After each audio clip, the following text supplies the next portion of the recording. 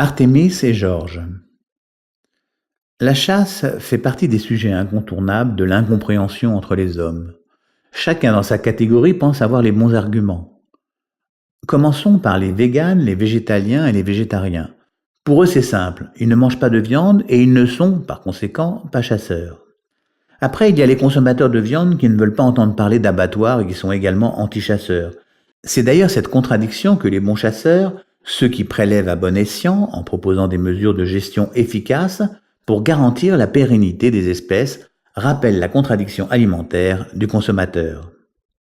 La catégorie des je m'en foutistes ont pour leitmotiv « Il faut que mes enfants aient de la viande, c'est important pour leur croissance », même s'il s'agit de viande hachée et achetée au hard discount du coin. Puis il y a le mauvais chasseur, parfaitement illustré par le sketch des inconnus, Les Chasseurs. Ce trio comique français qui réunit Didier Bourdon, Bernard Campan et Pascal Légitimus. Dans le sketch, ils ont bien sûr forcé le trait, mais tout un chacun peut penser qu'il y a un fond de vérité dont les proportions seraient importantes. Georges est une jeune femme dont les origines mixtes en font une très jolie eurasienne. Ce prénom masculin commence à se banaliser, probablement à cause de George Sand, auteur de La Petite Fadette. Georges est végane. Il y a eu Robin des Bois, Zorro et aujourd'hui Végano. Végano, c'est son pseudo sur Facebook. Sa beauté et ses positions tranchées lui valent une grosse notoriété.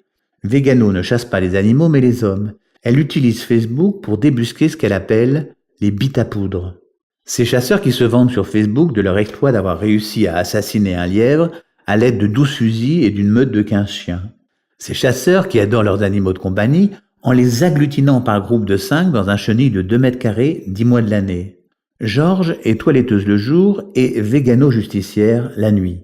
Le processus est simple, elle trouve une bite à poudre bien chargée de conneries et de cruauté. Elle regroupe toutes les informations que Facebook détient. Très vite, en croisant les profils Facebook, elle obtient les coordonnées, l'emploi et même les habitudes. La punition peut se mettre en place. Dans la mythologie ancienne, Artémis, fils de Zeus et de Leto, est la déesse de la chasse. Elle est la sœur jumelle d'Apollon. Artémis a sa propre notion de la justice. Elle peut faire naître des épidémies ou organiser la guérison. Artémis a repris une entreprise de toilettage. Grâce à son talent et à sa facilité pour le contact humain, elle a réussi à décupler le chiffre d'affaires. Elle a pu engager du personnel. Artémis a été très séduite par Georges lors de leur première rencontre professionnelle. Il n'aura fallu que quelques jours à Georges pour obtenir un CDI tant sur le plan professionnel que sur le plan amoureux. Depuis plusieurs semaines, les jeunes femmes vivent ensemble. Mais Georges a préféré garder le petit studio de la rue Soufflot à Paris en expliquant à Artémis qu'elle avait besoin de son jardin secret. C'est lundi et le salon de toilettage est fermé pour la journée.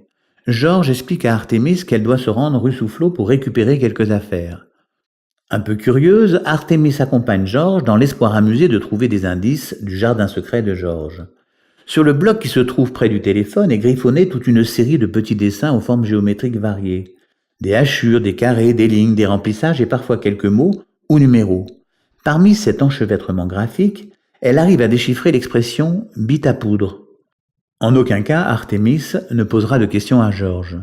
Elle respecte son jardin secret, mais elle s'est donné pour besogne de comprendre cette expression. Quelques semaines plus tard, tout à fait par hasard, elle découvrira une chemise cartonnée contenant des articles de presse. Il s'agit d'accidents de chasse.